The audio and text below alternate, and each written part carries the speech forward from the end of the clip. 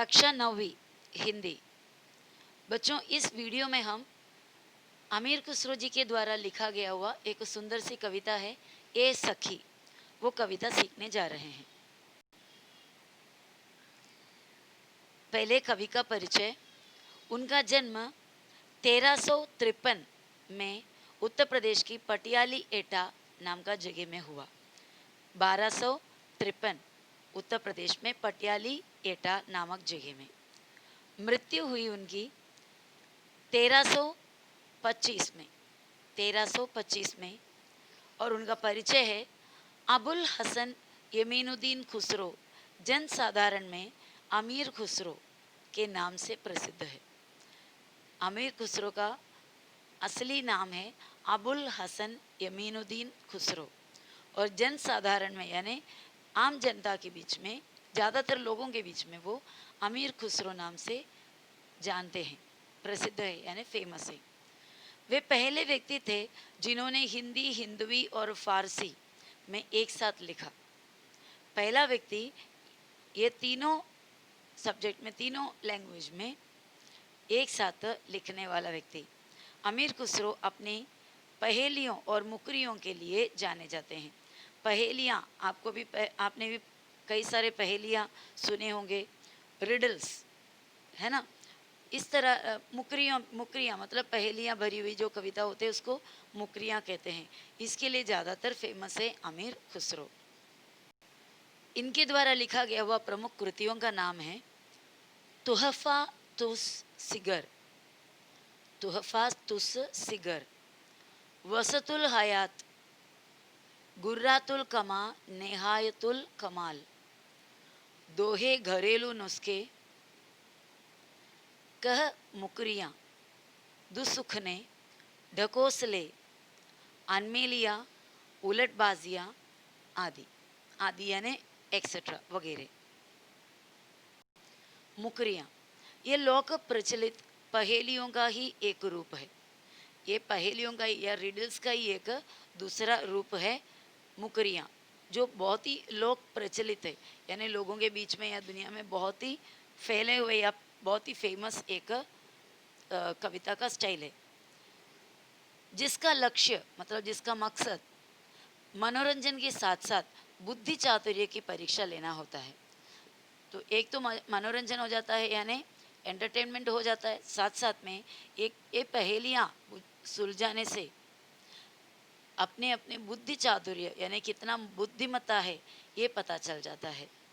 अमीर खुसरो ने इन मुकरियों के माध्यम से अपनी विशेष शैली में पहेलियाँ एवं उनके उत्तर दिए हैं। तो इन्होंने ये जो दिया हुआ मुकरियों के मतलब जो गज़ल जो मुकरियाँ या पहेलियों के माध्यम से हमें कुछ पहेलियाँ पूछे भी है और उनके जवाब भी दिए हैं। चलो देखते हैं। ये सखी, रात समय वो मेरे आवे, भोर भये वो घर उठ जावे, यह अचरज है सबसे न्यारा, ए सखी साजन ना सखी तारा। रात समय वो मेरे आवे मतलब मेरे पास आते हैं। भोर भये, भोर यानी सुबह होते ही वह घर उठ जावे यानी यहाँ से घर से चले जाता है। नायिका अपनी सखी से, सखी यानी सहेली, अपने फ्रेंड से कह रही है कि रात के समय वो मेरे पास आता है और सुबह उठकर घर से चला जाता है या अपने घर चला जाता है। यह अचरज है सबसे न्यारा, ये बहुत ही अलग ढंग का है या ढंग का एक आश्चर्य की बात है और बहुत ही सबसे न्यारा भी है यानी सबसे अनोखा है। ये सखी साजन, सखी से पूछ रही है नायिका कि ये जो आकर मेरे पास आए और सुबह जो चले गए वो क्या मेरा साजन है? साजन का मतलब पति, प्रेमी, वो मेरा साजन है। तो सखी कहती है ना सखी तारा। कौन है?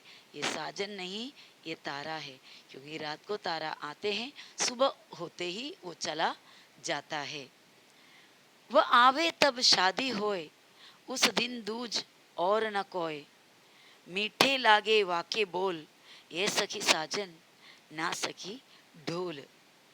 वो आवे तब शादी होए, जब वो आएंगे तभी शादी होता है। उस दिन दूजा और न कोई, मतलब उस दिन किसी और का, और को कोई स्थान ही नहीं है, मतलब और कोई उसे, और किसी को कोई पूछते भी उस दिन नहीं। मीठे लागे वाके बोल, वाके मतलब उसके, उसका बोल, उसका आवाज बहुत ही मीठा लगता है। क्या ये साजन है सखी? ये सखी साजन? तो सखी कहती है ना सखी ढोल। बराबर है ना? ढोल शादी के वक्त ही ज्यादा इस्तेमाल करता है, और ढोल अगर है तो और कोई वाद्यों को कोई जगह नहीं, और उसके मीठे बोल, बहुत ही सुंदर आवाज होता है। तो ये ढोल है। आगे, जब मांगू तब जल भरी लावे, मेरे मन की तपन बुझावे, मन का भारी तन का छोटा, ये सखी साजन ना सखी लोटा। अब फिर से नायिका पूछ रही है, जब मांगू तब जल भरी लावे, जब मांगेंगे, जब जरूरत पड़ता है या जब मैं मांगती हूँ तब वो पानी लेकर आता है। वो मेरे मन की प्यास को बुझा देता है, तपन यानी गर्मी या गर्म, मन को बुझा देता है या मन की प्यास को बुझा देता है। उसका दिल बहुत बड़ा है पर तन का छोटा है, मन का भारी तन का छोटा, यानी दिल उसका बहुत बड़ा है लेकिन शरीर उसका बहुत ही छोटा है। क्या ये साजन है सखी? ना सखी लोटा। ये कौन सा क्या है? लोटा है। बराबर है। जब हमें प्यास लगता है तो लोटे में पानी भर कर लेते हैं, और वो दिखने में तो बहुत ही छोटा लेकिन उसके अंदर काफ़ी जल होता है, और वो हमारा प्यास को बुझाने के लिए बहुत ही हमदर्दी दिखाते हैं, यानी उसका दिल बहुत ही बड़ा है। बेर बेर सोबत ही जगावे, ना जागू तो काटे खावे, व्याकुल हुई मैं हक्की बक्की, ये सखी साजन ना सखी मक्की। बेर बेर मतलब बार बार, सोवत ही जगावे मतलब सोते हुए मुझे आकर जगा देते हैं, बार बार मुझे सोते हुए में से जगा देते हैं। नायिका फिर से कह रही है, नायिका के कहने की मतलब है, मैं जब सोते रहती हूँ तो बार बार मुझे आकर जगा देता है। यदि मैं नहीं जागती, अगर मैं ना जागूँ तो काटे खावे मतलब मुझे काटता है। इससे मैं बहुत ही आश्चर्यचकित, बहुत ही परेशान हो जाता हूँ। व्याकुल हुई मैं अक्की बक्की, मैं बहुत ही व्याकुल हो जाता हूँ। ये कौन है सखी? ये मेरा साजन तो नहीं। तो सही सखी कहती है ना, ये मक्खी है। नींद में मक्खी भी हमें परेशान करते हैं, यहाँ वहाँ ऐसा आकर लग जाते, मुंह पे वगैरह बैठते तो हमें लगता है कि वो बैठकर हमारे स्किन को काटते हैं। आदि सुरंग है रंग रंगीलो, हे गुणवंत बहुत चटकीलो, राम भजन बिन कभी न सोता, क्यों सखी साजन ना सखी तोता। अति सुंदर है रंग रंगीलो, बहुत ही सुंदर है और रंग से भरे हैं, रंग रंगीला है यानी रंग से भरे हैं। है गुणवंत बहुत, बहुत ही गुणवंत है यानी बहुत ही अच्छे गुणों से भरे है ये। चटकीलो यानी चमत्कार रंग के हैं, बहुत ही सुंदर, बहुत ही अच्छे रंग के, इनका रंग बहुत ही अच्छे हैं, बहुत ही गुणवान है यानी इनके मन में बहुत ही अच्छे गुण भरे हुए हैं, सभी गुण सभी अच्छे क्वालिटी इनमें हैं। राम भजन बिन कभी न सोता, इतने अच्छा आदत है कि बिना राम का नाम जप कर कभी सोने नहीं जाता। तो क्यों ये सखी मेरे ये साजन तो है नहीं। तो सखी कहती हैं ना सखी तोता। तोता बहुत ही रंग रंगीले हैं, बहुत ही अच्छे गुणवंत है, चमत्कार रंग का है, और राम नाम जप कर ही सोने जाते हैं। जो पिंजरे में जो तोते हैं वो जैसे जैसा हम सिखाते वैसे वैसे करते हैं। तो राम नाम बोलने को सिखाएं तो वो बोलकर ही सोते हैं। अर्ध निशा वह आयो भवन, अर्ध निशा यानी आधी रात, निशा रात, वो आयो भवन, भवन यानी भवन, भवन मतलब घर, आधे रात में वो घर आते हैं। सुंदरता भरने कवि कौन, उनका सुंदरता, उनकी खूबसूरती बरने बरने यानी वर्णन करने के लिए, डिस्क्राइब करने के लिए कवि कौन है, यानी कौन से कवि में इतना ताकत है या इतना भाषा मतलब भाषा भरपूर है, या कोई भी कवि उनका सुंदरता वर्णन कहीं नहीं कर ही नहीं सकता, उतना सुंदर है। निरखत ही मन भयो आनंद, निरखत यानी निरखना, यानी देख कर ही मन भयो, मन में भरता है आनंद, मन में आनंद भर जाते हैं। आधी रात को अर्ध निशा वो आयो भवनी, यानी आधी रात को वो घर आते हैं।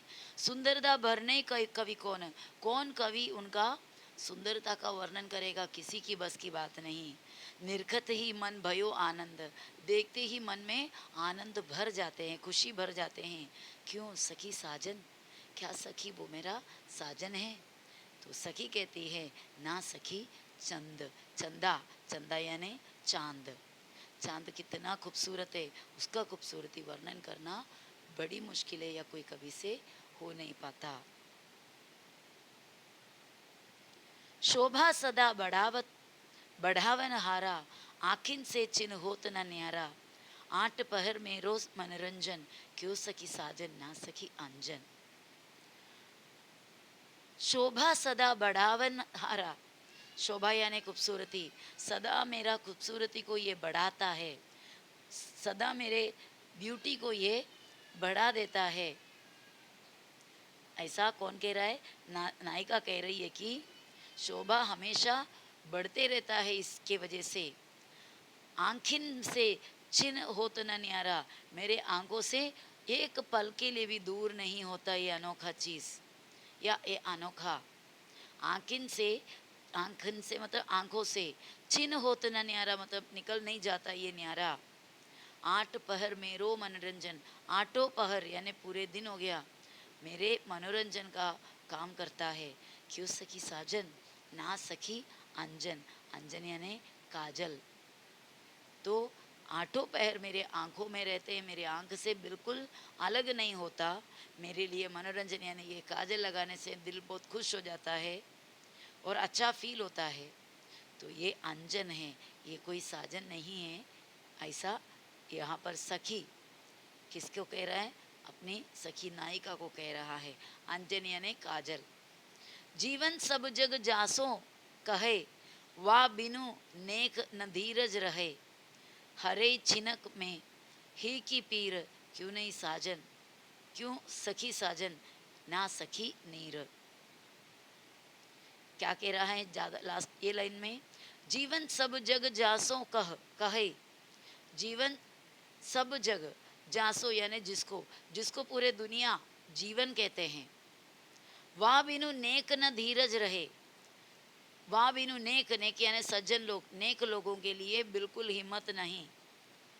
हरे छिनक में ही की पीर, हरे यानी दूर करता है, हमसे दूर कर देता है।